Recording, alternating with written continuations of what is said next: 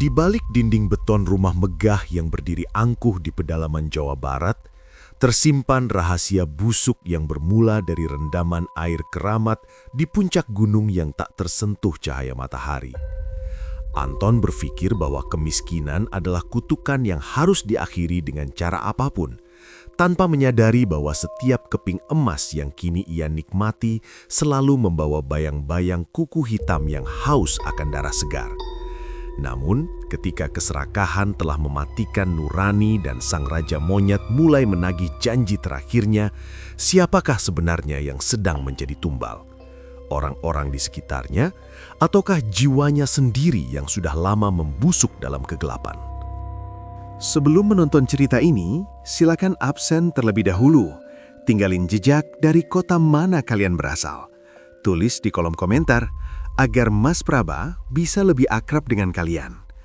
Dan buat teman-teman yang ingin mengirimkan pengalaman cerita horor atau sekedar ingin bersilaturahmi, teman-teman bisa masuk ke grup WhatsApp yang linknya sudah Mas Praba sematkan di deskripsi channel ini. Terima kasih.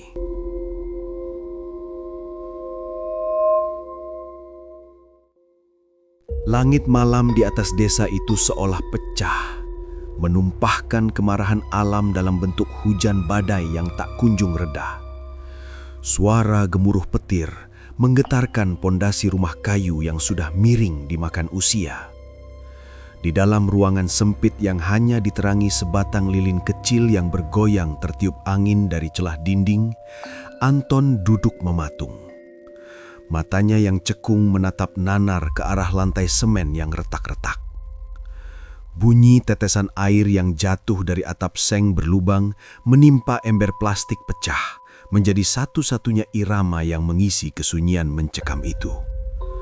Bau tanah basah bercampur aroma apak dari pakaian yang tak kunjung kering menyengat indera penciuman, menciptakan suasana yang menyesakkan dada.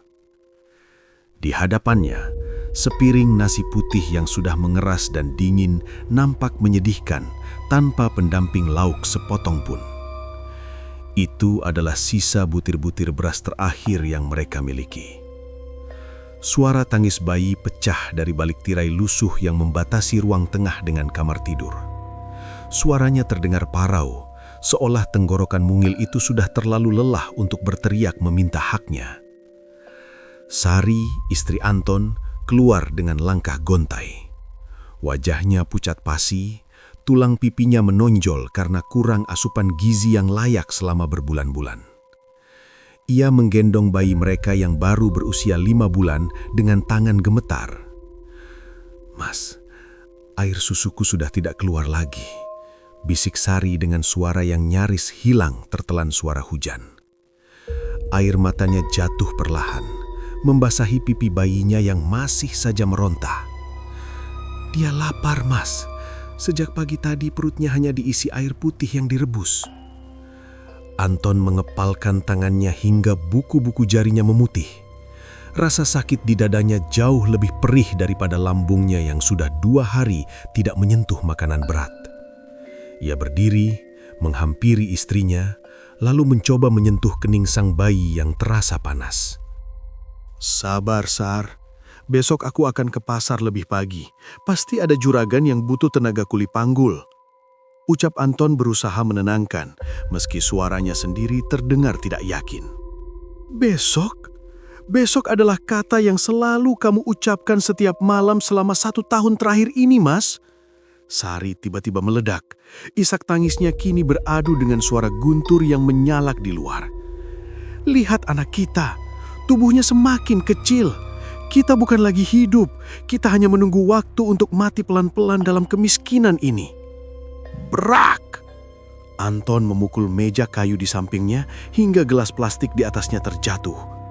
Ia bukan marah kepada Sari, melainkan pada ketidakberdayaannya sendiri sebagai seorang kepala keluarga.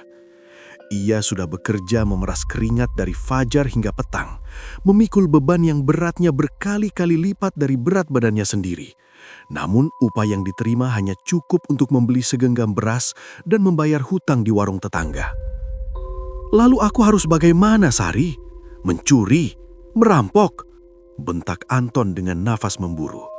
Aku sudah melakukan segalanya, tapi dunia ini seolah memang ingin kita tetap di bawah. Sari terdiam. Ia hanya bisa mendekap erat bayinya yang kini mulai mereda tangisnya karena kelelahan. Ia duduk di kursi kayu yang reot, memalingkan wajahnya ke arah kegelapan sudut ruangan. Kesunyian kembali menyelimuti, hanya menyisakan suara dari gesekan baju Sari dan bunyi hujan yang masih setia menghantam atap. Anton kembali terduduk di pojok ruangan. Pikirannya melayang jauh melampaui batas desa mereka. Ia teringat akan sebuah cerita lama yang sering dibisikkan oleh orang-orang tua di pasar. Cerita tentang sebuah tempat di pegunungan Jawa Barat, di mana kemiskinan bisa dihapuskan dalam waktu 1 malam. Sebuah tempat di mana harga diri dan nyawa bisa ditukarkan dengan tumpukan harta yang tak akan habis 7 turunan. Angin malam bersiul melalui celah dinding bambu, terdengar seperti suara tawa gaib yang memanggil-manggil namanya. "Aku akan pergi ke gunung itu, Sar," gumam Anton tiba-tiba. Suaranya kini datar, dingin, dan penuh dengan tekad yang mengerikan. Sari menoleh dengan tatapan ngeri. "Maksudmu, gunung tempat pesugihan itu? Jangan, Mas, itu jalan sesat. Tuhan tidak akan meridhoi kita." "Tuhan?" Anton tertawa getir. Sebuah tawa yang terdengar sangat asing di telinga Sari. Di mana Tuhan saat anak kita menjerit kelaparan? Di mana Dia saat tetangga-tetangga mencaci maki kita karena hutang yang tak kunjung terbayar? Aku tidak butuh ridho, Sari. Aku butuh uang. Aku butuh melihatmu memakai baju bagus. Aku butuh anak kita tumbuh sehat tanpa perlu menahan lapar lagi. Tapi nyawa taruhannya, Mas. Mereka bilang tidak ada yang gratis dari setan, saut Sari dengan tubuh menggigil ketakutan. Anton berdiri tegak. Bayangannya di dinding terlihat sangat besar dan menyeramkan karena cahaya lilin yang mulai meredup. "Aku tidak peduli. Biarlah aku yang menanggung semua dosanya, asalkan kalian bisa hidup layak. Besok pagi, aku akan meminta Budi mengantarku. Jangan ceritakan hal ini pada siapapun, atau rahasia ini akan menjadi kutukan bagi kita." Malam itu, di tengah badai yang mengamuk, sebuah perjanjian gelap mulai dirancang di dalam kepala Anton. Akal sehatnya telah hancur bersamaan dengan runtuhnya martabatnya sebagai seorang manusia. Rasa kasih sayang yang tulus kini mulai bercampur dengan ambisi buta dan kebencian pada nasib. Di kejauhan, dari arah pegunungan yang tertutup kabut tebal, seolah terdengar suara pekikan kera yang menyayat malam, menyambut jiwa baru yang sebentar lagi akan menyerahkan diri ke dalam pelukan sang kegelapan. Anton menatap sisa nasi dingin di depannya untuk terakhir kali. Ia berjanji dalam hati, mulai besok, ia tidak akan pernah membiarkan perutnya kosong lagi. Tidak peduli apapun yang harus ia tumbalkan untuk mencapai hal tersebut. Emosi amarah, putus asa, dan dendam menyatu menjadi satu kekuatan hitam yang akan membawanya menuju gerbang neraka dunia yang selama ini ia hindari. Suasana rumah itu kini terasa lebih dingin dari biasanya, seolah-olah kematian sudah mulai mengintai dari balik pintu. Kabut tebal menyelimuti desa saat jarum jam menunjukkan pukul 4 pagi. Suara ayam jantan yang biasanya bersahut-sahutan entah mengapa terdengar parau, seolah enggan menyambut fajar yang tertutup mendung kelabu. Di depan rumahnya yang reyot, Anton berdiri mematung sambil menggenggam erat tas ransel kecil yang nampak kusam. Di dalamnya hanya ada sepotong baju ganti, sebilah pisau kecil, dan sisa uang terakhir yang ia kumpulkan dengan cara berhutang sana-sini. Suara mesin sepeda motor tua memecah kesunyian pagi yang mencekam. Cahaya lampu depan yang kuning dan redup nampak bergetar hebat saat kendaraan roda 2 itu berhenti tepat di depan Anton. Budi, teman masa kecilnya, turun dari motor sambil merapatkan jaket jeans yang sudah tipis. Ia meniup-niup telapak tangannya yang membiru karena hawa dingin pegunungan yang menusuk hingga ke sumsum tulang. "Ton, yakin mau berangkat sekarang? Cuacanya buruk sekali. Feelingku tidak enak. Rasanya seperti ada yang mengawasi kita dari balik kabut itu," bisik Budi sambil menoleh ke kanan dan ke kiri dengan cemas. Anton tidak menjawab. Ia hanya menatap Budi dengan mata yang merah karena kurang tidur. "Ayo berangkat, Bud. Jangan banyak bicara.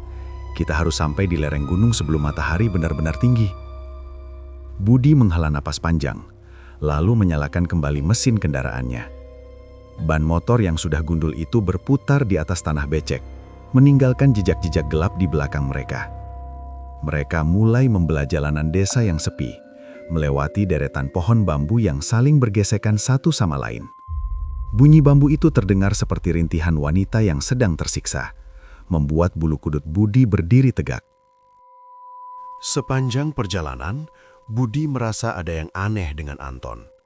Temannya yang biasanya ramah dan suka bercanda itu, kini berubah menjadi sosok pendiam yang dingin.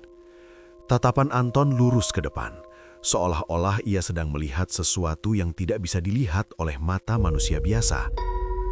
Budi berkali-kali melirik melalui kaca spion yang retak, namun ia selalu segera membuang muka saat matanya tak sengaja bertemu dengan sorot mata Anton yang gelap.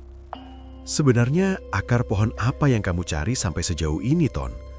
tanya Budi mencoba memecah keheningan yang menyesakan. "Aku dengar di pasar, daerah yang kita tuju ini sangat angker. Orang-orang menyebutnya sebagai wilayah kekuasaan para siluman." Anton mendengus pelan, sebuah suara yang terdengar lebih mirip geraman binatang daripada tawa manusia. "Hanya tanaman obat langka, Bud. Harganya sangat mahal kalau dijual ke kota. Kamu tidak usah ikut campur soal kegunaannya. Cukup antar aku sampai kaki gunung, dan kamu akan mendapatkan bagianmu." Budi terdiam. Hatinya semakin tidak tenang saat jalanan aspal mulai berganti menjadi jalan setapak yang penuh dengan batu-batu tajam dan kerikil. Motor tua itu berguncang hebat, seolah-olah mesinnya akan rontok kapan saja. Di sisi kanan dan kiri jalan, jurang yang sangat dalam menganga dengan pepohonan besar yang akarnya menjuntai seperti rambut raksasa. Angin bertiup kencang, membawa aroma bunga Kamboja dan bau bangkai yang samar, membuat perut Budi terasa mual. Suara angin yang melewati celah-celah tebing terdengar seperti suara bisikan ribuan orang yang sedang menangis. Semakin tinggi mereka mendaki, semakin pekat kabut yang menyelimuti pandangan. Matahari yang seharusnya sudah terbit hanya nampak sebagai lingkaran putih pucat di balik awan mendung. Hutan di Jawa Barat ini seolah-olah memiliki nyawanya sendiri, menatap setiap pendatang dengan penuh kebencian dan rasa haus akan darah. "Ton, kita sudah sampai di desa terakhir. Motor ini tidak akan kuat lagi naik ke atas," ucap Budi sambil menghentikan motornya di dekat sebuah warung tua yang nampak terbengkalai. Dinding kayu warung itu sudah lapuk dan ditumbuhi lumut hijau yang tebal. Tidak ada tanda-tanda kehidupan di sana, bahkan suara burung pun tidak terdengar. Yang ada hanyalah kesunyian yang terasa sangat berat, seolah udara di tempat itu lebih padat dari biasanya. Anton turun dari motor dengan gerakan yang kaku. Ia memperbaiki letak tasnya dan menatap jalan setapak yang menanjak curam ke arah puncak gunung yang tertutup awan hitam. Sebelum melangkah pergi, Anton mendekati Budi. Tangannya yang kasar mencengkeram pundak Budi dengan sangat kuat, membuat Budi meringis kesakitan. "Bud, dengarkan aku baik-baik," kata Anton dengan nada suara yang rendah dan sangat mengancam. "Apapun yang kamu lihat tadi, apapun yang kamu dengar, dan kemanapun aku pergi hari ini, jangan pernah menceritakannya kepada siapapun. Jangan kepada istrimu, jangan kepada tetanggamu, bahkan jangan kepada bayanganmu sendiri." Budi menelan ludah dengan susah payah. Ia merasakan aura yang sangat gelap terpancar dari tubuh Anton. "Tentu, Ton, aku tidak akan bicara. Tapi kenapa wajahmu jadi begitu menyeramkan?" Anton tidak memperdulikan pertanyaan Budi. Ia justru mempererat cengkeramannya, membuat kuku-kukunya hampir menembus jaket Budi. "Kalau sampai aku mendengar ada kabar yang beredar di desa tentang perjalananku ini, aku pastikan kamu tidak akan pernah melihat matahari terbit lagi. Ingat itu, Bud. Nyawamu ada di genggamanku sekarang." Anton melepaskan cengkeramannya dan berbalik, melangkah masuk ke dalam rimbunnya hutan tanpa menoleh sedikit pun. Budi terpaku di atas motornya, tubuhnya gemetar hebat. Ia melihat punggung Anton perlahan-lahan menghilang di balik kabut yang semakin tebal. Tiba-tiba, dari arah puncak gunung, terdengar suara pekikan yang sangat keras, sebuah suara yang tidak mirip dengan hewan apapun yang pernah Budi kenal. Suara itu bergaung di lembah, terdengar seperti sambutan yang mengerikan untuk tamu yang sudah dinanti-nantikan. Budi segera menyalakan motornya dengan terburu-buru. Ia tidak ingin berlama-lama di tempat terkutuk itu. Saat ia memutar arah motornya, Ia merasa seolah-olah ada ratusan pasang mata yang mengintip dari balik pepohonan menertawakan ketakutannya. Tanpa disadari, sebuah bayangan hitam berukuran besar nampak melompat dari dahan ke dahan, mengikuti kepergian Budi dari kejauhan sebelum akhirnya kembali menghilang ke arah di mana Anton berjalan. Dalam perjalanan pulang yang tergesa-gesa, Budi terus teringat akan mata Anton. Mata itu bukan lagi mata teman lamanya yang penuh perjuangan, melainkan mata seorang pria yang sudah menyerahkan jiwanya pada kegelapan. Budi memacu motornya sekuat tenaga, mencoba melarikan diri dari rasa dingin yang terus merayap di punggungnya. Ia tidak tahu bahwa ancaman Anton tadi hanyalah awal dari sebuah tragedi berdarah yang akan menyeretnya masuk ke dalam lubang penderitaan yang tak berujung. Napas Anton tersengal, menderu di balik dadanya yang terasa seolah hendak meledak. Kakinya yang hanya beralaskan sandal jepit murah sudah berkali-kali terperosok ke dalam tanah merah yang becek dan licin. Akar-akar pohon besar menjuntai seperti jemari raksasa yang berusaha menjegal langkahnya di setiap jengkal jalan setapak pegunungan Jawa Barat ini. Bunyi dedaunan kering yang ia injak beradu dengan suara serangga malam yang memekakkan telinga. Ia telah mendaki selama berjam-jam, menantang kabut tipis yang mulai turun menyelimuti rimbunnya hutan. Angin dingin berhembus kencang, membawa aroma yang tidak biasa. Bukan bau tanah basah atau wangi bunga hutan, melainkan bau kemenyan yang sangat pekat dan menusuk hidung. Anton berhenti sejenak, menyeka keringat yang bercampur air hujan di dahinya. Di depan sana, di balik rerimbunan pohon beringin yang akarnya menjuntai hingga ke tanah, nampak sebuah bayangan bangunan tua. Sebuah gubuk kayu yang tampak rapuh, seolah-olah hanya disangga oleh kekuatan gaib agar tidak runtuh dimakan usia. Langkah kaki pria itu semakin pelan saat ia mendekat. Di sekeliling gubuk tersebut, kepulan asap putih keluar dari tungku-tungku kecil, menari-nari ditiup angin malam. Suasana di tempat itu mendadak sunyi senyap, bahkan suara jangkrik pun berhenti seketika. Hanya ada suara jantung Anton yang berdegup kencang, seirama dengan ketakutan yang mulai merayap di tengkuknya. Di serambi gubuk yang remang-remang, duduk sesosok pria tua dengan posisi bersila sempurna. Ia mengenakan ikat kepala hitam motif batik yang sudah pudar warnanya. Matanya terpejam, namun kehadirannya memberikan aura yang sangat berat, seakan-akan gravitasi di sekitar tempat itu berlipat ganda. Dialah Mbah Tarjo, sang juru kunci yang namanya sering dibisikkan dalam kegelapan oleh mereka yang putus asa akan nasib. "Duduklah, Anton. Aku sudah mencium bau keringat kegelisahanmu sejak kamu masih di kaki bukit," ucap Mbah Tarjo tanpa sedikit pun membuka matanya. Suaranya terdengar berat dan serak, menyerupai gesekan dua buah batu besar yang saling beradu. Anton tersentak, bulu kuduknya berdiri tegak. Bagaimana orang tua ini tahu namanya, padahal ia belum mengucapkan sepatah kata pun. Dengan tubuh gemetar, ia duduk bersimpuh di atas lantai kayu yang terasa sangat dingin, nyaris seperti menyentuh es. "Maaf mengganggu ketenangan, Mbah. Saya datang karena aku tahu," potong Mbah Tarjo cepat. Ia perlahan membuka kelopak matanya. Sepasang mata itu tidak nampak seperti mata manusia normal. Bagian hitamnya begitu kecil dan tajam, seolah bisa membelah isi kepala siapapun yang berani menatapnya. "Kamu datang membawa beban kemiskinan yang sudah membusuk di pundakmu. Kamu ingin menukarnya dengan emas, bukan?" Anton hanya bisa menunduk dalam. Rasa malu dan takut bercampur menjadi satu. "Benar, Mbah. Saya sudah tidak punya pilihan lagi. Anak dan istri saya kelaparan. Saya lelah dihina oleh dunia. Saya butuh jalan pintas." Mbah Tarjo terkekeh pelan. Sebuah tawa yang tidak mengandung keceriaan sedikit pun, melainkan penuh dengan nada sinis yang menyayat hati. "Dunia ini adil, Anton. Tidak ada yang datang secara cuma-cuma. Jika kamu ingin berdiri di puncak, kamu harus siap melihat orang lain jatuh ke jurang." Pria tua itu kemudian berdiri dengan gerakan yang sangat kaku. Terdengar bunyi tulang yang bergemeltuk. Ia mengambil sebuah mangkuk tanah liat berisi air yang dipenuhi kembang tujuh rupa. Aroma harum mawar dan melati yang segar mendadak berubah menjadi amis saat asap kemenyan melewati mangkuk tersebut. Dengar baik-baik anak muda. Sebelum kamu diizinkan bersujud di depan kaki sang Raja Monyet, kamu harus menyucikan diri dari bau kotoran manusia yang menempel di tubuhmu.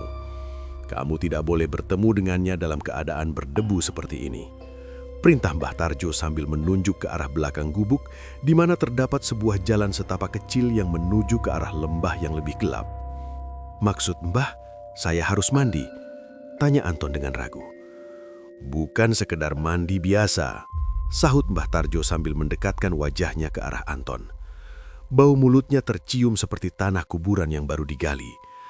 Ada sebuah pemandian keramat di bawah sana. Kamu harus berendam di dalamnya tepat saat bulan mencapai titik tertingginya. Jangan pernah berteriak meski airnya terasa seperti ribuan jarum yang menusuk kulitmu. Jika kamu berhasil melewati ujian pertama itu, sang raja akan menemuimu. Anton menelan ludah dengan susah payah. Tenggorokannya terasa sangat kering. Ia menatap ke arah kegelapan lembah yang ditunjuk oleh sang juru kunci. Di sana, pepohonan nampak lebih rapat dan hitam, seolah-olah cahaya bintang pun enggan menyentuh tanahnya. Suara gemericik air terdengar samar dari kejauhan, namun bunyinya aneh, tidak seperti aliran sungai biasa. Bunyinya terdengar seperti suara nafas yang tersengal-sengal di bawah air. Ingat satu hal lagi, Anton. Tambah Mbah Tarjo dengan nada yang sangat serius, membuat Anton kembali menoleh. Apapun yang kamu lihat di dalam air nanti, jangan pernah berkedip. Sang raja tidak menyukai orang yang penakut. Sekali kamu menunjukkan keraguan, tempat itu akan menjadi kuburanmu tanpa ada satu orang pun yang tahu. Anton mengepalkan tangannya. Rasa takutnya kini mulai kalah oleh rasa dendamnya pada kemiskinan. Ia membayangkan wajah anaknya yang menangis meminta susu dan wajah istrinya yang murung setiap kali ditagih hutang. Keberanian yang buta mulai merayap naik ke kepalanya, mematikan logika dan rasa takut akan maut. "Saya siap, Mbah. Tunjukkan saya jalannya," tegas Anton dengan suara yang lebih mantap meski tangannya masih sedikit bergetar. Mbah Tarjo memberikan sebuah kain putih polos yang sudah diberi minyak wangi tertentu. "Bahwa ini, jangan pakai pakaian selembar pun saat masuk ke dalam air. Biarkan alam melihat kejujuran nafsumu." Anton mengambil kain itu, lalu mulai melangkah meninggalkan serambi gubuk.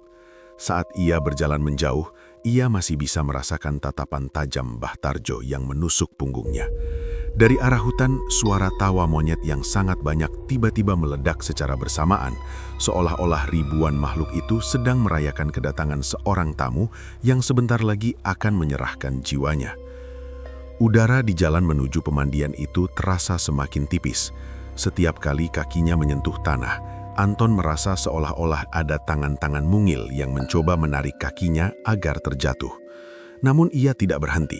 Di dalam pikirannya hanya ada satu tujuan, kekayaan. Ia terus berjalan mengikuti suara air yang semakin keras, hingga akhirnya ia sampai di sebuah kolam alami yang dikelilingi oleh dinding batu hitam setinggi 3 meter. Air di kolam itu berwarna gelap kebiruan, nampak tenang namun menyimpan misteri yang dalam. Uap tipis muncul dari permukaannya, membawa hawa dingin yang luar biasa. Anton mulai melepas pakaiannya satu persatu, membiarkan tubuhnya terkena angin malam yang menusuk. Ia merasakan kehadirannya di tempat itu bukan lagi sebagai tamu, melainkan sebagai mangsa yang sedang mengantarkan dirinya sendiri ke dalam perangkap. Sambil memegang kain putih dari Mbah Tarjo, Anton melangkahkan kaki kirinya masuk ke dalam air. Seketika, ia merasa seluruh saraf di tubuhnya mati rasa. Dinginnya air itu benar-benar di luar nalar manusia, seolah-olah ia sedang masuk ke dalam cairan nitrogen. Namun ia teringat pesan Mbah Tarjo, ia harus terus masuk hingga air mencapai lehernya. Saat tubuhnya sudah terendam sepenuhnya, keajaiban yang mengerikan dimulai. Permukaan air yang tadinya tenang mulai bergejolak hebat. Di tengah kolam muncul sebuah pusaran air kecil yang perlahan-lahan membesar. Dari balik pusaran itu, sebuah kepala berbulu hitam dengan telinga yang lebar mulai muncul ke permukaan. Sepasang mata merah menyala menatap Anton dari jarak hanya beberapa meter saja. Anton terpaku, nafasnya tertahan di kerongkongan. Inilah saat yang akan menentukan sisa hidupnya selamanya. Malam telah mencapai puncaknya, menciptakan keheningan yang begitu berat hingga detak jantung Anton terdengar seperti tabuhan jendrang di telinganya sendiri. Langit di atas Sendang Nyowo seolah tertutup tirai hitam pekat tanpa ada satupun bintang yang berani menampakkan diri. Hanya suara burung hantu yang menyahut dari kejauhan menambah kesan wingit di lembah yang terisolasi itu. Udara pegunungan yang tadinya hanya dingin kini terasa menusuk hingga ke sumsum tulang, membawa hawa kematian yang nyata. Anton berdiri di tepi kolam dengan tubuh polos tanpa sehelai benang pun, memegang erat kain pemberian Mbah Tarjo. Ia menarik napas panjang, mencoba mengusir keraguan yang sempat terlintas. Bayangan wajah pucat istrinya dan tangis lapar bayinya kembali membakar keberaniannya yang gelap. Dengan perlahan, ia melangkahkan kakinya masuk ke dalam permukaan air yang hitam pekat seperti tinta. Rasa dingin yang luar biasa langsung menghujam seluruh sarafnya. Air itu tidak terasa seperti air biasa. Rasanya seperti ribuan jarum es yang dipanaskan, menusuk-nusuk kulitnya hingga ia hampir berteriak. Namun, Anton ingat pesan sang juru kunci. Jangan bersuara, jangan berkedip. Ia terus melangkah maju hingga air setinggi dada, lalu bahu, hingga akhirnya hanya menyisakan kepalanya di atas permukaan. Di tengah kolam yang sunyi itu, ia merasa seperti sedang berada di dalam rahim raksasa yang dingin dan lapar. Tiba-tiba, kedamaian air itu pecah. Permukaan air di depan Anton mulai bergolak hebat, menciptakan riak-riak besar yang menghantam dadanya. Sebuah pusaran muncul tepat di tengah kolam, mengeluarkan aroma amis darah yang sangat menyengat, bercampur dengan bau bulu binatang yang basah dan busuk. Dari dalam kegelapan pusaran itu, sebuah bayangan raksasa perlahan-lahan bangkit. Sosok itu jauh lebih besar dari manusia manapun yang pernah Anton lihat. Sesosok makhluk berbulu hitam lebat dengan otot-otot yang menonjol mengerikan muncul ke permukaan. Wajahnya adalah perpaduan antara kerapur badan iblis dengan rahang yang lebar dan taring kuning panjang yang menjuntai keluar dari bibirnya yang hitam. Namun, yang paling mengerikan adalah matanya. Sepasang mata itu merah menyala bak bara api yang baru saja ditiup, menatap tajam langsung ke dalam sukma Anton. Itulah sang Raja Monyet, penguasa gaib pegunungan tersebut. Manusia kecil yang serakah. Suara itu muncul bukan dari mulut makhluk itu, melainkan bergaung langsung di dalam kepala Anton, menggetarkan seluruh rongga dadanya. Suaranya berat, parau, dan membawa resonansi kekuatan yang sangat purba. Anton menggigil hebat, namun ia memaksakan diri untuk tetap menatap mata merah itu. Hamba datang untuk memohon kemuliaan sang raja, jawab Anton dengan suara yang hampir tertelan oleh deru angin malam.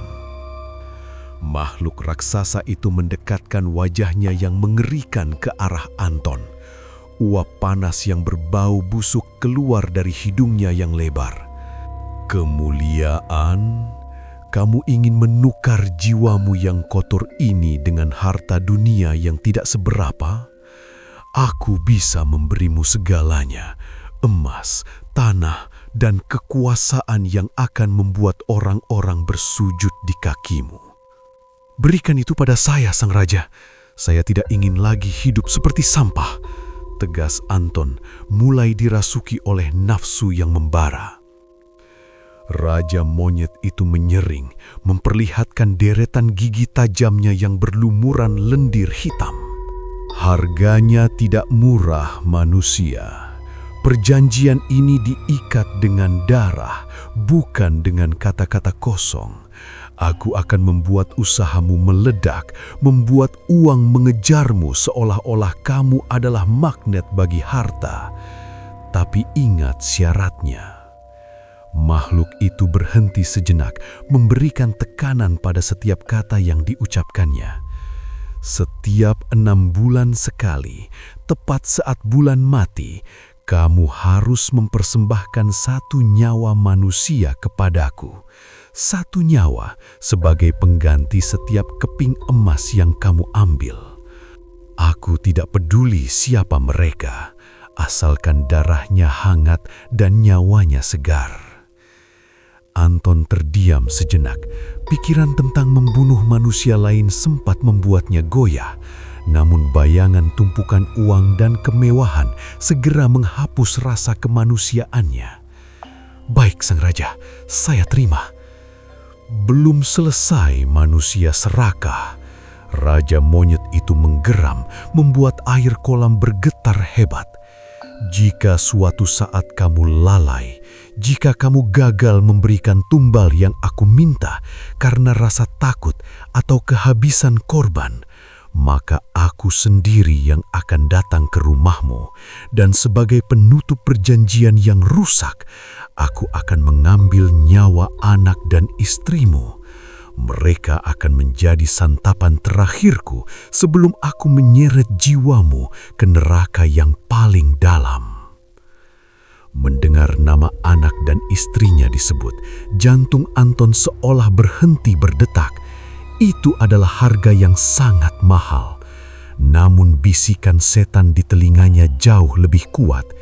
Ia berpikir bahwa dengan kekayaannya nanti, ia bisa dengan mudah mencari korban, mungkin karyawannya sendiri atau orang asing yang tidak dikenal. Ia yakin tidak akan pernah sampai pada tahap harus mengorbankan keluarganya sendiri. Bagaimana, Anton? Apakah emas masih lebih manis daripada nyawa darah dagingmu sendiri? Tanya sang raja dengan nada mengejek. Anton memejamkan mata erat-erat. Di balik kegelapan matanya, ia melihat dirinya sendiri duduk di singgasana megah, dikelilingi oleh harta. Nafsu itu telah benar-benar mematikan nuraninya. Saya setuju, sang raja. Saya siap dengan segala risikonya. Ambillah apa yang harus diambil, berikan apa yang saya inginkan. Pekikan kera dari seluruh penjuru hutan tiba-tiba meledak, memecah kesunyian malam. Ribuan monyet liar seolah-olah menjadi saksi atas perjanjian terkutuk itu. Raja monyet raksasa itu tertawa terbahak-bahak. Suara tawanya membuat air kolam melonjak-lonjak. Makhluk itu kemudian mengulurkan tangannya yang besar dan berbulu, menyentuh kening Anton dengan kuku hitamnya yang tajam. Seketika, Anton merasakan sensasi seperti tersengat listrik bertegangan tinggi. Kepalanya terasa seperti akan pecah, dan sebuah simbol gaib yang tak terlihat kini telah terukir di jiwanya. Perjanjian telah sah, darah telah dijanjikan, dan emas akan segera berdatangan. Pergilah, temui Mbah Tarjo. Dia akan memberimu jalan awal. Perintah sang raja sebelum perlahan-lahan tenggelam kembali ke dalam air yang hitam. Ingat, Anton, 6 bulan. Jangan pernah biarkan aku merasa lapar, atau kamu akan menyesal telah dilahirkan ke dunia ini. Makhluk itu menghilang, menyisakan riak air yang perlahan-lahan menjadi tenang kembali. Anton masih berdiri mematung di tengah kolam. Tubuhnya kini tidak lagi merasakan dingin, melainkan rasa panas yang aneh yang mengalir di pembuluh darahnya. Ia melangkah keluar dari kolam dengan tatapan mata yang sudah tidak lagi sama. Mata itu kini menyimpan kegelapan yang sangat dalam. Kegelapan yang akan membawa penderitaan bagi banyak orang di masa depan. Ia mengenakan kembali kain putihnya, lalu berjalan menjauh dari pemandian itu tanpa menoleh sedikit pun. Di belakangnya, suasana Sendang Nyowo kembali sunyi. Namun, ada sesuatu yang berbeda. Hutan itu kini terasa seperti sedang mengawasi langgah Anton, menanti saat di mana sang pengusaha sukses itu akan datang kembali dengan membawa mangsa pertamanya. Anton terus berjalan menembus kabut, menuju gubuk Mbah Tarjo dengan satu pikiran di kepalanya. Besok, ia tidak akan pernah lagi menjadi orang miskin. Ia telah menukarkan kemanusiaannya dengan kekayaan, dan ia tidak sabar untuk mulai menghitung kepingan emas pertamanya. tanpa memedulikan bau amis darah yang akan selalu mengikuti setiap langkah kakinya sejak saat ini. Matahari sore yang meredup menyinari puncak menara sebuah rumah megah yang kini berdiri angkuh di pinggiran desa. Tidak ada lagi sisa-sisa rumah bambu yang reot atau atap seng berlubang yang dahulu selalu bocor saat hujan tiba. Sekarang, yang ada hanyalah dinding beton setinggi 3 meter yang dilapisi cat putih gading mengkilap dengan gerbang besi hitam yang menjulang gagah. Brak! Suara pintu gerbang yang tertutup otomatis itu seolah menjadi penegas bahwa Anton bukan lagi pria miskin yang bisa dihina siapapun. Langkah kaki Anton yang beralaskan sepatu kulit mahal bergema di atas lantai marmer yang dingin. Suara itu memantul di langit-langit rumah yang dihiasi lampu kristal berkilauan. Hidupnya benar-benar telah berputar 180 derajat hanya dalam hitungan beberapa bulan saja. Usaha konveksi yang ia rintis mendadak meledak, mendapatkan kontrak-kontrak besar dari kota yang nilainya mencapai ratusan juta rupiah. Uang mengalir masuk ke rekeningnya seperti air bah yang tak terbendung, membuat namanya tersohor sebagai pengusaha paling sukses sekaligus dermawan di seluruh daerah Jawa Barat itu. Di balik jendela kaca yang besar, Anton menatap ratusan karyawannya yang sedang sibuk bekerja di dalam gudang raksasa di samping rumahnya. Suara deru mesin jahit yang tak pernah berhenti siang dan malam terdengar seperti simfoni kemakmuran bagi telinga Anton. Namun, jika ia mendengarkan lebih teliti, suara mesin-mesin itu terkadang berubah menjadi suara pekikan halus yang menyayat hati, seolah ada ribuan nyawa yang terperangkap di dalam benang-benang kain tersebut. Sari, istrinya, berjalan menghampiri Anton sambil membawa secangkir kopi mahal di atas nampan perak. Penampilan Sari kini berubah drastis. Ia mengenakan kebaya sutra dengan perhiasan emas yang melingkari leher dan pergelangan tangannya. Senyumnya lebar, menampakkan kebahagiaan yang selama ini ia impikan. Namun di balik binar matanya, tersimpan sedikit gurat kecemasan yang tak mampu ia sembunyikan sepenuhnya.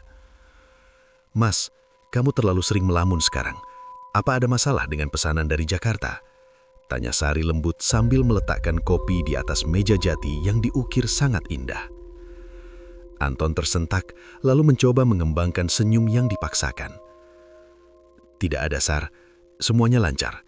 Aku hanya sedang memikirkan rencana perluasan pabrik kita bulan depan." Sari mengangguk, namun tangannya ragu-ragu menyentuh lengan suaminya.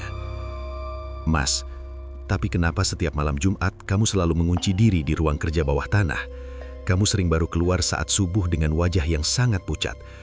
Aku khawatir, Mas. Jangan sampai kesehatanmu tumbang karena terlalu gila kerja." Anton terdiam sejenak. Suara detak jam dinding yang besar di ruangan itu terdengar sangat nyaring, seperti hitungan mundur menuju sebuah bencana. Ia tidak mungkin menceritakan pada Sari bahwa setiap malam Jumat ia harus melakukan ritual pembakaran kemenyan dan menyediakan sesaji berupa darah ayam cemani untuk menenangkan sosok yang selalu mengawasinya dari kegelapan. "Itu hanya urusan administrasi penting, Sar. Kamu jangan banyak pikiran.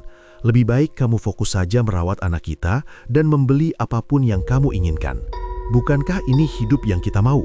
sahut Anton dengan nada bicara yang sedikit meninggi, membuat Sari terdiam dan tertunduk lesu. Begitu Sari meninggalkan ruangan, suasana mendadak berubah menjadi sangat mencekam.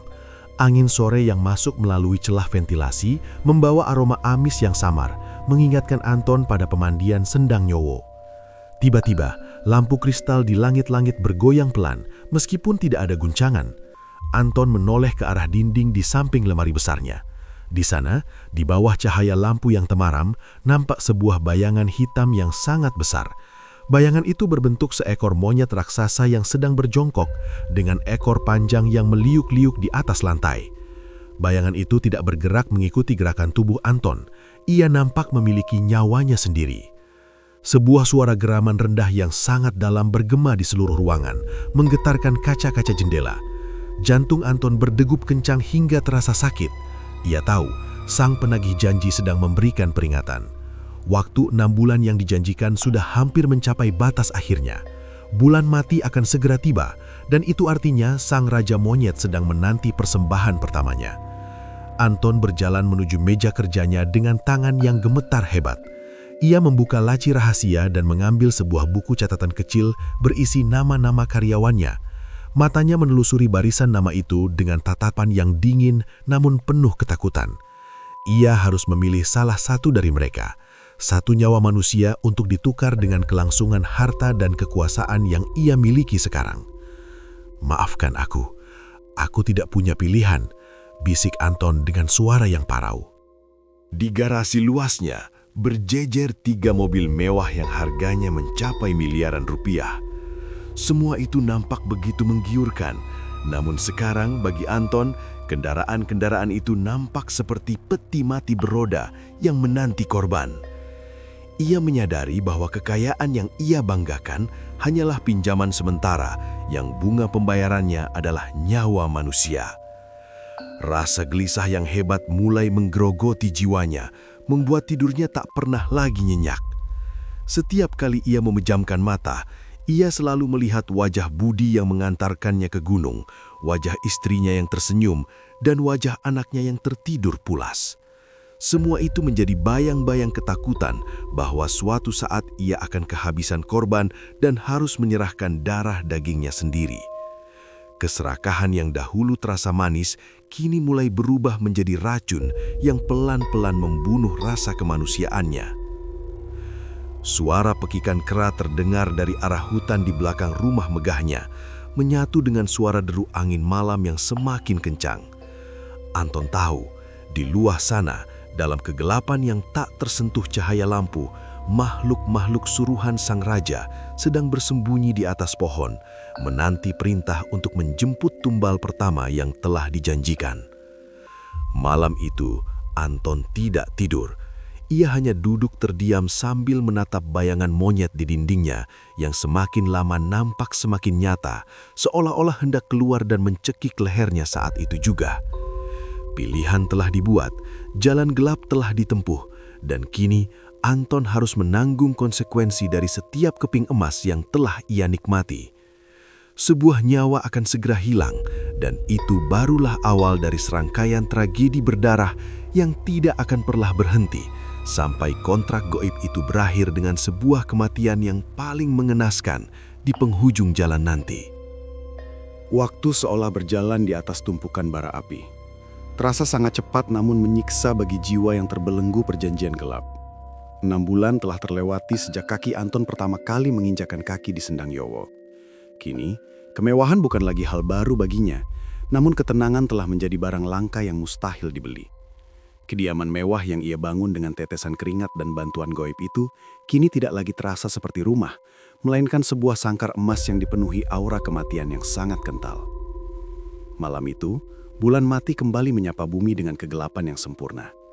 Anton duduk di ruang kerjanya yang luas, dikelilingi oleh furnitur kayu jati seharga ratusan juta rupiah. Namun, matanya tidak menatap ke arah kemewahan itu. Ia justru menatap ke arah plafon rumahnya yang tinggi. Suara cakaran kuku yang panjang dan tajam terdengar sangat jelas di atas sana.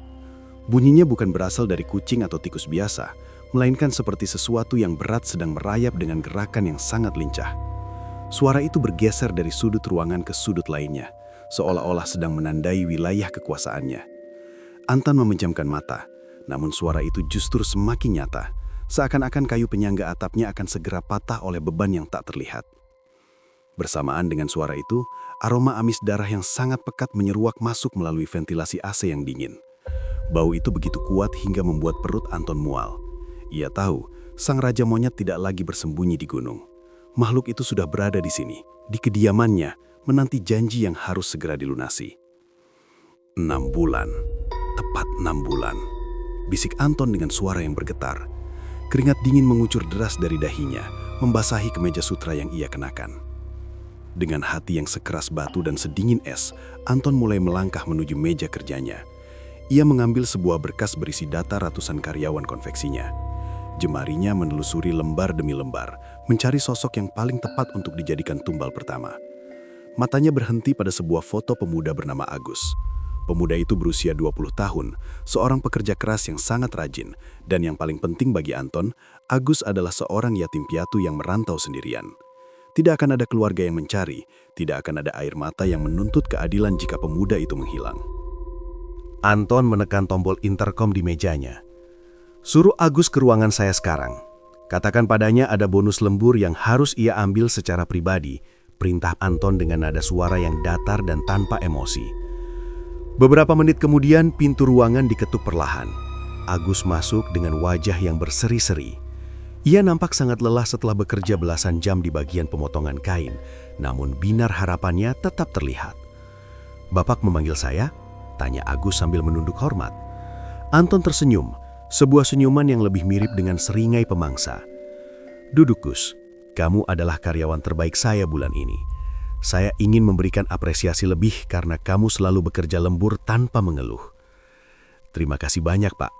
Uang ini sangat berarti untuk biaya hidup saya," jawab Agus dengan nada tulus yang justru membuat nurani Anton terasa sedikit tersayat, namun segera ia tepis jauh-jauh.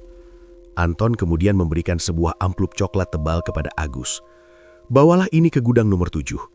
Di sana ada barang kiriman khusus yang harus kamu periksa sebelum kamu pulang. Pastikan semuanya lengkap, lalu kamu boleh pulang dan beristirahat." Agus mengangguk patuh. Ia tidak tahu bahwa di dalam gudang nomor 7, Anton telah meletakkan sesaji kecil berupa bunga 7 rupa dan sebuah benda pusaka dari Mbah Tarjo untuk mengundang sang penjemput. Saat Agus melangkah keluar, Anton berdiri di depan jendela kaca besarnya, menatap punggung pemuda itu yang perlahan menghilang di telan kegelapan halaman pabrik. Tengah malam pun tiba. Kesunyian di area pabrik mendadak pecah oleh sebuah pekikan yang sangat asing. "Ak!" Suara itu bukanlah suara manusia, melainkan suara kera yang sedang mengamuk. Disusul oleh suara dentuman keras dari arah gudang nomor 7. Brak! Seolah-olah ada benda raksasa yang jatuh menghantam lantai semen. Anton hanya berdiri diam di dalam ruangannya. Ia mendengar suara cakaran di atapnya menghilang, berganti dengan suara napas yang berat dan geraman rendah yang memuaskan. Hawa dingin di ruangan itu perlahan-lahan menghangat, menandakan bahwa sang penagih janji telah mendapatkan apa yang diinginkannya. Keesokan harinya, saat fajar baru saja menyingsing, jeritan histeris seorang petugas kebersihan memecah kesunyian. "Tolong, ada mayat! Agus maki!" Anton keluar dari rumahnya dengan wajah yang pura-pura terkejut. Ia melangkah menuju gudang nomor 7 yang kini sudah dikerumuni banyak orang. Di tengah ruangan, tubuh Agus tergeletak dalam posisi yang sangat mengenaskan. Lehernya robek besar, seolah-olah dikoyak oleh taring binatang buas yang sangat kuat. Darah membanjiri lantai gudang, namun anehnya tidak ada jejak kaki binatang apapun di sana. Wajah Agus membeku dalam ekspresi ketakutan yang luar biasa. Matanya terbelalak menatap ke atas. Angin pagi berhembus membawa sisa aroma amis yang masih tertinggal. Polisi segera datang dan melakukan olah tempat kejadian perkara. Setelah beberapa jam pemeriksaan, mereka menyimpulkan bahwa Agus tewas akibat kecelakaan kerja. Mereka menduga lehernya tersambar bagian tajam dari mesin pemotong kain yang rusak dan terlempar. "Ini murni kecelakaan, Pak Anton. Mesin di gudang ini memang sudah tua dan sangat berbahaya jika dioperasikan sendirian," ucap salah seorang petugas polisi. Anton mengangguk pelan, sesekali mengusap matanya seolah-olah ia sedang berduka. "Saya sangat menyesal. Dia anak yang baik. Saya akan menanggung seluruh biaya pemakamannya." Begitu polisi pergi dan kerumunan bubar, Anton kembali ke dalam rumahnya. Ia duduk di kursi kebesarannya, merasakan kelegaan yang luar biasa. Beban di pundaknya seolah terangkat seketika. Cakaran di atap tidak terdengar lagi, dan bau busuk itu telah menghilang. Namun saat ia melihat ke cermin besar di ruangannya, ia menyadari sesuatu. Wajahnya nampak sedikit lebih tua, dan di telapak tangannya nampak ada bekas noda merah yang tidak bisa hilang meski ia sudah mencucinya berulang kali dengan sabun paling mahal sekalipun. Tangannya kini telah berlumuran darah orang yang tak berdosa. Ia telah sah menjadi seorang pembunuh demi kepingan emas yang terus bertumpuk di gudangnya. Di sudut ruangan, bayangan monyet itu nampak tersenyum, sebuah pemandangan yang membuat bulu kudut Anton kembali berdiri. Perjanjian telah berjalan, dan ia tahu Ini hanyalah tumbal pertama dari sekian banyak nyawa yang akan ia korbankan di masa depan. Ketenangan yang ia rasakan hanyalah jeda singkat sebelum badai berikutnya datang menghantam hidupnya dengan lebih kejam. Waktu merambat seperti ular hitam yang perlahan melilit leher Anton. Terasa begitu menyesakkan namun penuh dengan kilauan harta yang menyilaukan mata. 3 tahun telah berlalu sejak perjanjian berdarah itu dimulai. Kekayaan Anton kini telah mencapai puncaknya. Rumahnya bukan lagi sekadar megah, melainkan nampak seperti istana di tengah desa yang gersang. Namun, di balik kemegahan dinding beton itu, aroma kematian tidak pernah benar-benar hilang. Setiap 6 bulan sekali, 1 nyawa harus melayang. Dan hingga saat ini, Anton telah berhasil mengirimkan 6 nyawa malang ke dalam pelukan sang Raja Monyet. Namun, roda nasib mulai berderit kasar. Bisikan-bisikan jahat di pasar tidak lagi berupa desas-desus belaka, melainkan telah berubah menjadi ketakutan yang nyata. Warga desa mulai menyadari pola kematian yang terjadi secara teratur di perusahaan konveksi milik Anton. Orang-orang menyebutnya sebagai pabrik maut. Tidak ada lagi pemuda perantau yang berani melamar kerja. Bahkan tunawisma yang biasanya berkeliaran di pinggir jalan pun seolah menghilang setiap kali mobil mewah Anton melintas. Kecurigaan yang tumbuh subur membuat Anton kehilangan sumber tumbalnya. Jatuh tempo ke-7 tinggal menghitung jam, dan untuk pertama kalinya, kursi persembahan itu masih kosong. Anton duduk di ruang kerjanya yang luas, menatap meja jati dengan pandangan kosong. Keringat dingin mengucur deras, membasahi kemeja mahalnya. Ia sudah mencoba segala cara, mencari korban hingga ke kota seberang, namun seolah-olah alam semesta sedang menghalangi langkahnya. Rasa panik mulai menggerogoti kewarasannya saat ia menyadari bahwa waktu tidak akan pernah berpihak pada orang yang ingkar janji. Suara cakaran di atas plafon terdengar lebih kasar dari biasanya. Anton merasa seolah ada ribuan kuku tajam yang sedang merobek kayu penyangga rumahnya. Dengan keputusasaan yang memuncak, ia memutuskan untuk kembali mendaki gunung, menemui Mbah Tarjo di tengah malam buta. Ia membawa 1 tas besar berisi uang tunai senilai 500 juta rupiah, berharap logam dan kertas bisa melunakkan hati sang penguasa gaib. Sesampainya di gubuk tua yang berbau kemenyan pekat, Anton langsung bersujud di kaki Mbah Tarjo. "Mbah, tolonglah saya. Sampaikan pada sang raja, saya akan memberikan harta 10 kali lipat. Beri saya waktu 1 minggu saja untuk mencari penggantinya. Saya akan mencari orang dari luar pulau jika perlu," teriak Anton dengan suara parau yang menyedihkan. Mbah Tarjo hanya duduk diam dengan mata terpejam. Asap kemenyan mengepul dari tungku kecil di depannya, menari-nari seperti arwah yang sedang tertawa. Lelaki tua itu membuka matanya, menatap Anton dengan tatapan yang sangat dingin dan kosong. "Kamu pikir sang raja adalah pedagang pasar yang bisa kamu suap dengan kertas-kertas itu, Anton?" tanya Mbah Tarjo dengan suara yang berat dan bergetar. "Dia tidak butuh uangmu, dia butuh darah yang hangat untuk menjaga kekuasaannya. Perjanjian tetaplah perjanjian. 1 detik keterlambatan adalah sebuah pengkhianatan." "Tapi saya benar-benar tidak bisa menemukan siapapun, Mbah. Tolonglah." Anton memohon sambil mencium lantai tanah yang kotor. Mbah Tarjo menggeleng lemah, sebuah gerakan yang nampak sangat kaku seperti mayat hidup. "Sudah terlambat. Pulanglah. Malam ini adalah malam penghakimanmu. Jangan pernah menawar nyawa dengan benda mati, karena sang raja tidak mengenal kata ampun bagi mereka yang lalai." Anton pulang dengan tubuh yang gemetar hebat. Langit malam di atas rumahnya nampak sangat aneh, berwarna merah pekat seperti luka yang terbuka. Sesampainya di halaman rumah, ia melihat pemandangan yang membuat jantungnya seolah berhenti berdetak. Ribuan monyet liar dengan mata kuning menyala telah mengepung rumah megahnya. Mereka bertengger di pagar besi, di dahan pohon mangga, hingga memenuhi atap rumah. Suasana mendadak menjadi sangat bising oleh pekikan mereka yang memekakan telinga. Tiba-tiba, seluruh lampu di rumah mewah itu padam secara serentak. Kegelapan total menyelimuti segalanya. Sari, istri Anton, berteriak histeris dari dalam kamar. Mas Anton, tolong, ada sesuatu di dalam kamar anak kita. Anton berlari sekuat tenaga menaiki tangga marmer, menabrak meja dan kursi dalam kegelapan. Ia mendobrak pintu kamar anaknya yang masih bayi. Di sana, di sudut ruangan yang gelap, ia melihat sebuah bayangan raksasa yang tingginya mencapai langit-langit.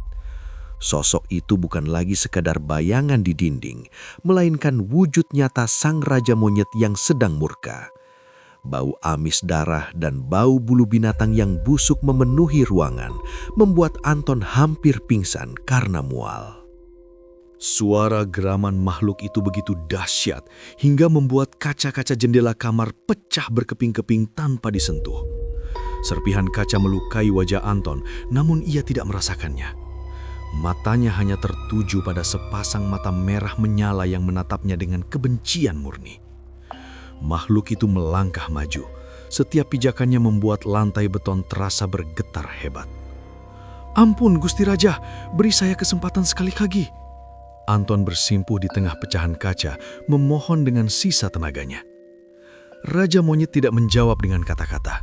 Makhluk itu hanya mengangkat tangannya yang besar dan berbulu lebat. Kuku-kuku hitamnya yang panjang dan tajam berkilau dalam kegelapan. Dengan perlahan namun pasti, telunjuk makhluk itu mengarah tepat ke arah Sari yang sedang mendekap erat anak mereka di atas tempat tidur. Sebuah isyarat yang sangat mengerikan. Jika tidak ada tumbal dari luar, maka darah dagingnya sendirilah yang akan menjadi persembahan untuk melunasi hutang nyawa tersebut. "Jangan mereka, ambil saya saja, jangan anak dan istri saya!" teriak Anton sambil mencoba menerjang makhluk itu. Namun sebuah kekuatan gaib yang sangat besar menghempaskannya ke dinding hingga ia muntah darah. "Bruak!" Sari menangis tersedu-sedu memanggil nama suaminya dalam kegelapan yang mencekam. Ia tidak bisa melihat sosok raksasa itu, namun ia bisa merasakan hawa dingin yang membekukan darahnya. Raja Monyet itu kembali menggeram, sebuah suara yang terdengar seperti tawa kemenangan yang sangat jahat. Sosok itu perlahan-lahan mulai mendekat ke arah ranjang bayi, seolah hendak memetik buah yang sudah sangat matang. Malam itu, kemewahan yang selama ini dibanggakan Anton berubah menjadi neraka yang nyata. Ia menyadari bahwa ia telah memelihara iblis di dalam rumahnya sendiri, dan sekarang iblis itu sedang menuntut haknya dengan cara yang paling kejam. Puncak konflik telah dimulai, dan darah yang akan tumpah kali ini bukan lagi darah orang asing, melainkan darah yang mengalir di dalam nadinya sendiri. Keserakahan telah membawanya ke titik di mana harta tidak lagi bisa menyelamatkan apapun yang ia cintai. Kehancuran itu datang tidak seperti pencuri di malam hari, melainkan seperti badai api yang melalap habis apapun yang dilewatinya. Kemegahan yang selama ini diagungkan Anton mulai rontok satu demi satu, menyisakan puing-puing penderitaan yang tak berujung. Usaha konveksi yang dahulu menjadi kebanggaannya, kini hanya menyisakan arang hitam setelah sebuah kebakaran misterius melahap gudang kainnya dalam waktu sekejap. Bunyi jilatan api yang melahap ribuan gulung kain sutra mahal terdengar seperti suara tawa iblis yang sedang berpesta. Tidak ada satupun alat pemadam yang berfungsi, seolah-olah air pun enggan membantu memadamkan kutukan tersebut. Karyawan-karyawan Anton yang dahulu patuh, kini lari tunggang langgang meninggalkan pabrik. Mereka tidak tahan lagi dengan hawa dingin yang menusuk dan bayangan-bayangan kera raksasa yang seringkali menampakkan diri di sudut mata mereka. Kini, Anton berdiri sendirian di tengah ruangannya yang luas, menatap saldo rekening yang merosot tajam menuju titik nol. Namun, kebangkrutan harta hanyalah awal dari neraka yang sebenarnya. Di dalam rumah mewahnya yang kini terasa seperti kuburan raksasa, Sari, istrinya, terbaring lemah. Tubuhnya yang dahulu berisi dan segar kini hanya menyisakan kulit yang membungkus tulang. Wajahnya pucat pasi dengan lingkaran hitam yang sangat dalam di bawah matanya. Sari tidak lagi bisa berbicara dengan jelas. Ia hanya bisa merintih dan mengigau ketakutan setiap kali malam tiba. Suara batuknya terdengar kering dan menyayat hati, seringkali diiringi dengan bercak darah hitam yang amis. "Mas, dia ada di sana, di atas lemari itu," bisik Sari dengan suara yang sangat parau. Jemarinya yang kurus menunjuk ke arah kegelapan plafon. Dia mencekikku setiap kali aku memejamkan mata. Tolong aku, Mas. Anton mendekap istrinya dengan tangan yang gemetar hebat. Ia tidak tahu harus menjawab apa. Sabar, Sar. Semua akan baik-baik saja.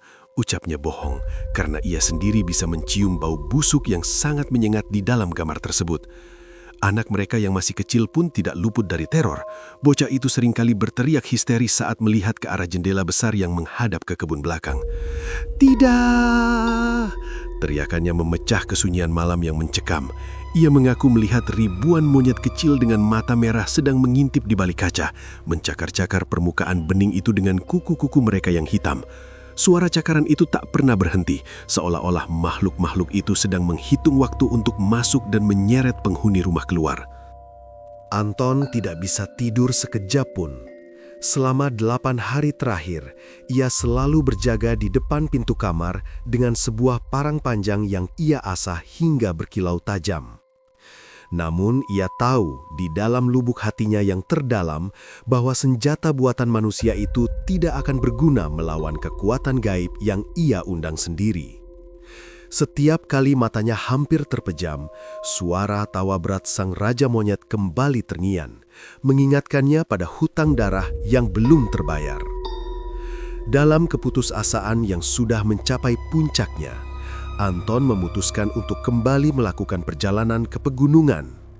Ia ingin mencari Mbah Tarjo, memohon, bersujud, atau bahkan menyerahkan seluruh sisa hartanya asalkan anak dan istrinya dibebaskan dari perjanjian terkutuk itu.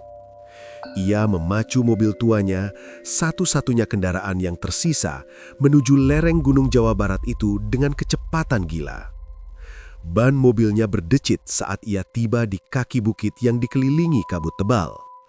Anton berlari mendaki jalan setapak yang licin, tidak memedulikan duri-duri semak yang merobek kulit lengannya. Ia terus berlari hingga tiba di tempat di mana gubuk Mbah Tarjo seharusnya berdiri. Namun jantungnya seolah berhenti berdetak saat melihat apa yang ada di depannya. Gubuk itu telah hancur total. Tiang-tiang kayunya patah seperti sengaja dihancurkan oleh kekuatan yang sangat besar. Atap ijuknya berserakan di tanah, membusuk bersama bau kemenyan yang kini telah berubah menjadi bau bangkai yang memuakkan. Mbah Tarjo tidak ada di sana. Tidak ada jejak kaki manusia. Yang ada hanyalah jejak-jejak telapak tangan kera yang sangat banyak di sekitar runtuhan itu. "Mbah Tarjo, keluar kamu! Tolong aku!" teriak Anton dengan suara yang pecah oleh tangis. Suaranya bergema di lembah sunyi itu, namun hanya kesunyian yang menjawabnya. Tiba-tiba, angin kencang berhembus sangat dahsyat, menggoyang pepohonan raksasa hingga seolah-olah akan tumbang. Dari balik pepohonan yang gelap, ribuan pasang mata merah mulai bermunculan, dan di tengah-tengah mereka muncul sebuah suara yang seakan-akan keluar dari dalam tanah, bergetar langsung di gendang telinga Anton. "Mbah Tarjo sudah menjadi bagian dariku, Anton." Suara itu berat dan berwibawa, penuh dengan kemurkaan. Itulah suara sang raja monyet. "Dia adalah penjaga yang lalai, sama sepertimu yang sombong dengan hartamu." Anton jatuh terduduk di atas tanah yang becek. "Ampuni saya, sang raja, saya akan berikan apa saja, beri saya waktu lagi." "Waktumu sudah habis, manusia serakah," geram sang siluman. Resonansinya membuat dada Anton terasa sesak seakan hendak remuk.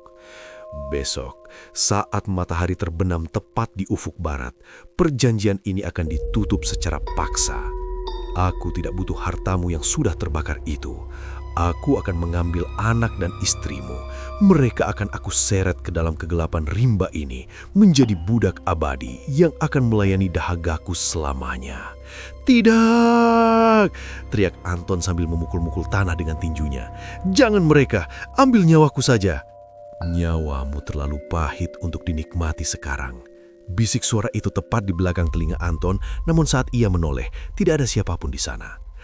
"Rasakanlah kehancuran ini sebagai bayaran atas setiap keping emas yang telah kamu nikmati di atas penderitaan tumbal-tumbalmu sebelumnya. Besok adalah hari terakhir mereka melihat cahaya dunia." Anton menangis sejadi-jadinya di tengah hutan yang gelap gulita itu. Air matanya bercampur dengan lumpur dan penyesalan yang sudah sangat terlambat. Ia teringat bagaimana ia dahulu dengan dingin menumbalkan karyawannya sendiri, bagaimana ia merasa bangga dengan rumah megahnya, dan bagaimana ia mengabaikan peringatan-peringatan gaib demi kepuasan duniawi. Kini, ia menyadari bahwa keserakahan telah menghancurkan segala hal yang paling berharga dalam hidupnya. Ia bangkit dengan tubuh yang lunglai, berjalan tertatih-tatih menuruni bukit. Di kepalanya hanya ada satu pikiran, bagaimana cara melindungi keluarganya dalam waktu kurang dari 24 jam.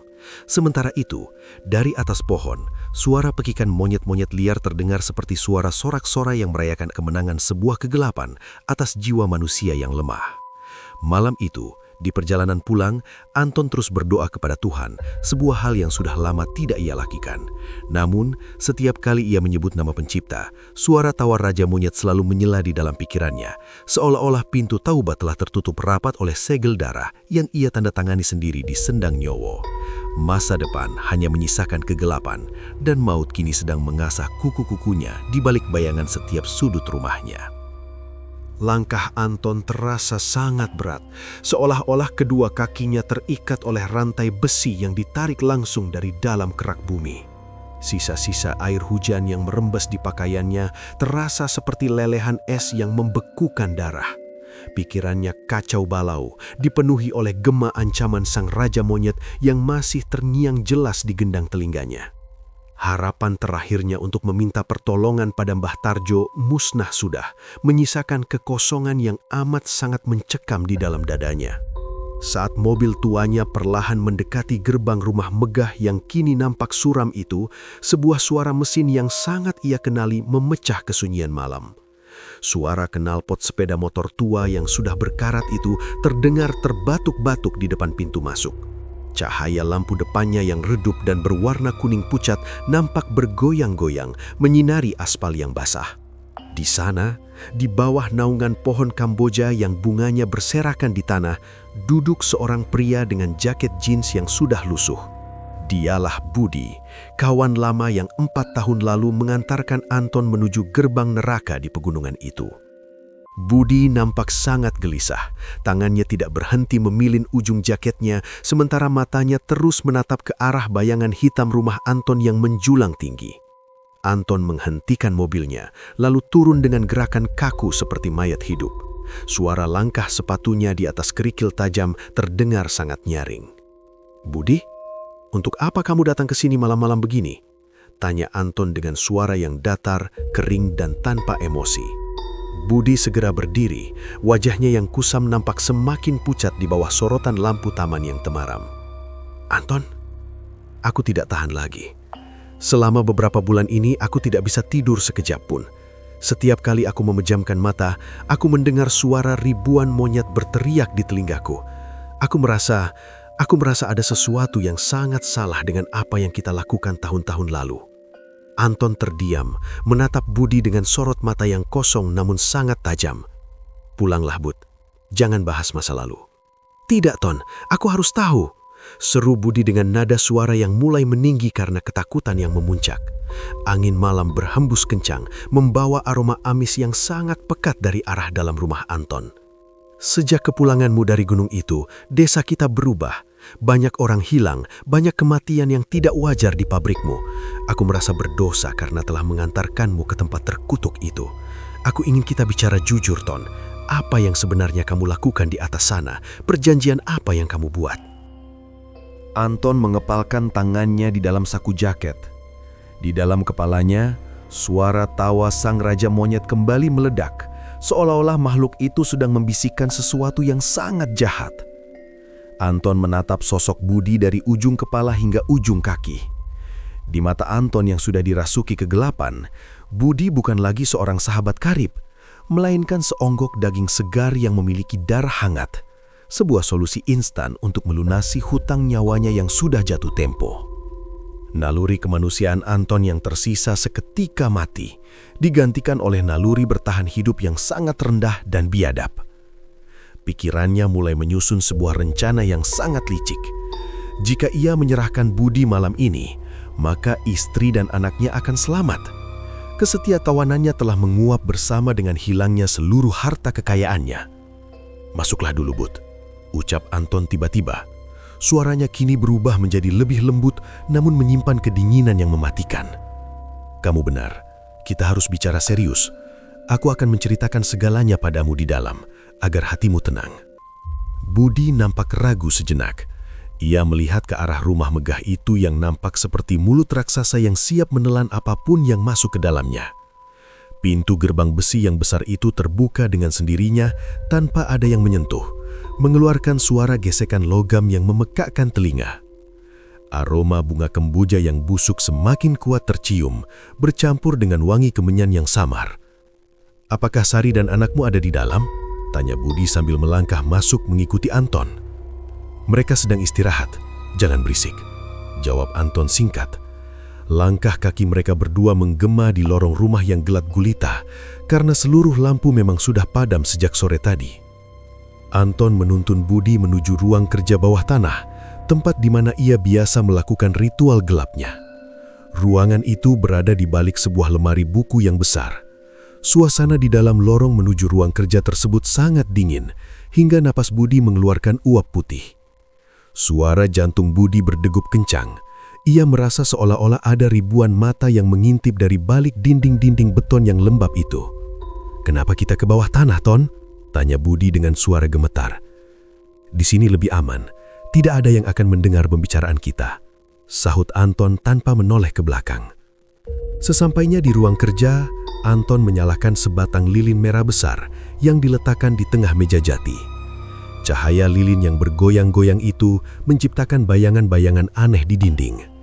Bau amis darah di ruangan ini begitu menyengat hingga Budi harus menutup hidungnya dengan telapak tangan. Terdengar suara seperti sesuatu yang sedang mengisap cairan dari sudut ruangan yang gelap, namun Anton seolah tidak mempedulikannya. Budi duduk di kursi kayu yang keras, tubuhnya menggigil hebat. "Ceritakan sekarang, Ton, apa yang sebenarnya terjadi?" Anton berdiri di belakang Budi. Bayangannya yang besar nampak menutupi seluruh tubuh temannya itu. Di dinding, bayangan Anton perlahan-lahan berubah bentuk, memanjang, dan menumbuhkan ekor serta bulu-bulu kasar. Bayangan itu nampak seperti sesosok kera raksasa yang sedang bersiap untuk menerkam mangsanya.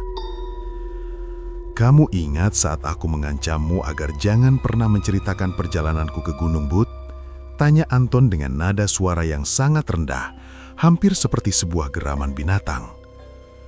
Budi mengangguk pelan. "Ya, aku ingat. Aku selalu tutup mulut, Ton, demi persahabatan kita." Anton tertawa kecil, sebuah suara yang terdengar sangat menyeramkan di tengah kesunyian ruangan bawah tanah itu. "Persahabatan tidak akan bisa membayar hutang nyawaku kepada Sang Raja, Budi. Kamu datang di waktu yang sangat tepat. Sang Raja meminta darah yang hangat, dan kamu datang mengantarkannya sendiri ke depan pintuku." Seketika, Budi menyadari bahaya besar yang mengancamnya. Ia mencoba berdiri dan berlari menuju pintu, namun pintu kayu yang berat itu tiba-tiba tertutup dengan bantingan yang sangat keras. Brak! Seluruh ruangan bergetar, dan lilin di atas meja padam seketika, meninggalkan mereka dalam kegelapan total. "Anton, apa yang kamu lakukan? Aku ini temanmu!" teriak Budi dalam kegelapan. Ia meraba-raba dinding mencari jalan keluar, namun ia justru menyentuh sesuatu yang berbulu lebat dan sangat dingin. Pekikan kera meledak di dalam ruangan sempit itu, bergaung di setiap sudut hingga membuat telinga Budi berdarah. Resonansi suara itu begitu kuat hingga Budi jatuh tersungkur ke lantai. Di tengah kegelapan, ia melihat dua buah titik merah menyala muncul dari arah tempat Anton berdiri. Anton bukan lagi seorang manusia. Ia telah menjadi perantara bagi kemurkaan sang Raja Monyet. "Maafkan aku, Bud, tapi nyawa keluargaku jauh lebih berharga daripada nyawamu yang sudah penuh dengan rasa bersalah itu," bisik Anton tepat di depan wajah Budi. Bau busuk dari mulut Anton membuat Budi mual dan lemas. Malam itu, pengkhianatan terbesar telah terjadi. Seorang sahabat yang datang dengan niat baik justru berakhir menjadi barang dagangan untuk melunasi hutang nyawa yang sangat hina. Budi berteriak meminta tolong, namun suaranya hanya tertelan oleh deru angin dan suara tawa makhluk-makhluk gaib yang kini sudah memenuhi ruangan tersebut. Kematian sudah berada di depan mata, dan cara yang akan dialami Budi adalah sesuatu yang jauh lebih mengenaskan daripada apapun yang pernah ia bayangkan dalam mimpi buruknya yang paling gelap. Kegelapan di dalam ruang kerja bawah tanah itu terasa lebih pekat, seolah-olah cahaya lilin yang temaram pun enggan menerangi sudut-sudutnya yang lembab. Udara di sana begitu pengap, membawa aroma debu tua yang bercampur dengan sisa-sisa wangi kemenyan yang mulai membusuk. Anton duduk di kursi besarnya yang terbuat dari kayu jati, sementara Budi duduk di depannya dengan tubuh yang masih sedikit menggigil. Di antara mereka, kesunyian hanya dipecah oleh suara napas Budi yang tersengal-sengal. Budi mencoba mencairkan suasana yang mencekam itu dengan melempar senyum kecut. Masih ingat tidak, Ton? Waktu kita masih duduk di bangku sekolah dasar, kita sering mencuri mangga di kebun Pak Haji. Kamu yang memanjat, aku yang berjaga di bawah. Kita dulu sangat akrab, bahkan tidak pernah ada rahasia di antara kita berdua. Kenang Budi dengan suara yang bergetar lembut. Ia mencoba mencari sisa-sisa kemanusiaan di dalam mata sahabatnya itu. Pria di hadapannya hanya terdiam, wajahnya separuh tertutup bayangan. Mata Anton nampak kosong, seperti dua lubang hitam yang telah kehilangan cahayanya. Dunia sudah berubah, Bud. Kenangan tidak bisa mengisi perut yang lapar, juga tidak bisa membayar hutang nyawa. Jawabnya dengan nada suara yang begitu dingin, nyaris tanpa emosi. Seketika, suhu di dalam ruangan itu merosot tajam hingga ke titik beku. Angin yang entah datang dari mana berhembus kencang, memadamkan api lilin dalam sekali sapuan. Kegelapan total kini menyergap mereka berdua. Bau busuk yang sangat menyengat, menyerupai bau bangkai binatang yang telah berhari-hari terpapar panas, tiba-tiba memenuhi setiap rongga udara. Budi menutup hidungnya, perutnya terasa mual luar biasa. Suara pintu yang terkunci secara otomatis terdengar sangat nyaring. Budi segera bangkit dari kursinya, tangannya meraba-raba dalam kegelapan. "Anton, kenapa pintunya terkunci? Nyalakan lampunya, aku mau keluar," teriak Budi dengan nada panik yang tak tertahankan. Namun saat ia mencoba melangkah, sepasang tangan tak terlihat yang sangat kuat seolah-olah mencengkeram pundaknya, menekannya kembali ke kursi dengan kekuatan yang mustahil dilawan oleh manusia biasa. Sebuah suara geraman rendah yang sangat dalam bergema dari arah belakang Anton. Perlahan-lahan, dua buah titik merah menyala muncul di kegelapan. Titik itu adalah mata sang raja monyet yang kini menampakkan wujudnya. Bayangan makhluk itu terlihat sangat besar, memenuhi seluruh dinding hingga langit-langit ruangan. Bulu-bulu hitamnya nampak berdiri tegak, dan taringnya yang panjang berkilau terkena pantulan cahaya merah dari matanya sendiri. "Anton, apa itu di belakangmu? Tolong aku, Ton!" jerit Budi histeris. Ia meronta-ronta, namun tubuhnya seperti telah menyatu dengan kursi kayu tersebut. Keringat dingin mengucur deras di seluruh tubuhnya saat ia melihat bayangan tangan raksasa dengan kuku-kuku hitam yang tajam mulai bergerak perlahan menuju punggungnya. Sebuah bunyi sobekan kain dan daging terdengar sangat mengerikan di tengah kesunyian. Tangan berbulu lebat itu menembus sandaran kursi dan langsung merobek dada Budi dari arah belakang dengan satu gerakan cepat. Budi tidak sempat mengeluarkan teriakan terakhirnya. Matanya terbelalak lebar, menatap langsung ke arah Anton dengan tatapan penuh pengkhianatan dan rasa sakit yang tak terbayangkan. Darah segar menyembur keluar, membasahi lantai marmer yang dingin, sementara detak jantungnya berhenti seketika dalam cengkraman kuku-kuku hitam sang siluman. Anton hanya terpaku, melihat sahabat satu-satunya tewas secara mengenaskan di depannya.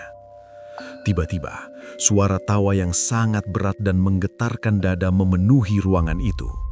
Sang raja monyet kini berdiri tegak di samping Anton, menatap mayat Budi dengan rasa puas yang mengerikan. "Kamu pikir aku hanya menginginkan nyawa sembarang orang, Anton?" bisik sang raja monyet, Suaranya bergaung di dalam kepala pria itu seperti ribuan lonceng kematian. Aku menginginkan dia sejak awal. Dia adalah saksi bisu perjalananmu. Dia adalah orang yang tahu rahasia kegelapanmu. Di alam gaib, tidak boleh ada saksi yang tersisa. Budi adalah tumbal terakhir yang sesungguhnya untuk mengunci perjanjian ini selamanya. Seketika, Anton menyadari kebodohannya.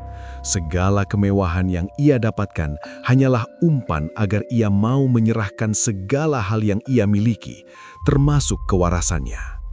Seluruh bayangan monyet yang mengepung rumahnya perlahan-lahan menghilang, namun keberadaan mereka kini berpindah ke dalam pikiran pria itu. Perjanjian memang telah selesai, harta yang tersisa mungkin akan kembali, namun harga yang harus ia bayar jauh lebih mahal dari kepingan emas manapun. Pagi harinya, warga desa menemukan gerbang rumah megah itu terbuka lebar. Namun, saat mereka masuk, mereka tidak menemukan pengusaha sukses yang dermawan. Mereka hanya menemukan sesosok pria yang duduk bersila di tengah ruang tamu yang kosong melompong, tertawa sendirian sambil menatap dinding yang bersih. Pria itu adalah Anton. Pakaiannya compang-camping dan matanya terus bergerak liar mengikuti sesuatu yang tidak bisa dilihat orang lain. "Bud, jangan di situ. Aku minta maaf," gumam Anton dengan tawa yang pecah. Di sudut matanya, ia selalu melihat bayangan Budi dengan dada yang berlubang berdiri diam menatapnya dengan penuh dendam. Setiap kali malam tiba, suara pekikan Raja Monyet selalu terdengar jelas di telinganya, mengingatkannya pada malam berdarah itu. Rumah megah tersebut kini menjadi penjara abadi bagi jiwanya yang telah hancur. Anton berakhir menjadi gila, hidup di dalam delusi yang mengerikan, ditemani oleh arwah sahabatnya dan suara gaib sang penagih janji yang tidak akan pernah meninggalkannya, hingga napas terakhirnya berhembus dalam kesendirian yang paling kelam. Kisah pesugihan itu pun berakhir sebagai legenda hitam di tanah Jawa Barat, memperingatkan siapapun agar jangan pernah bersekutu dengan kegelapan, karena apa yang diberikan oleh setan akan selalu diambil kembali dengan bunga berupa kehancuran abadi bagi siapapun yang berani mencoba.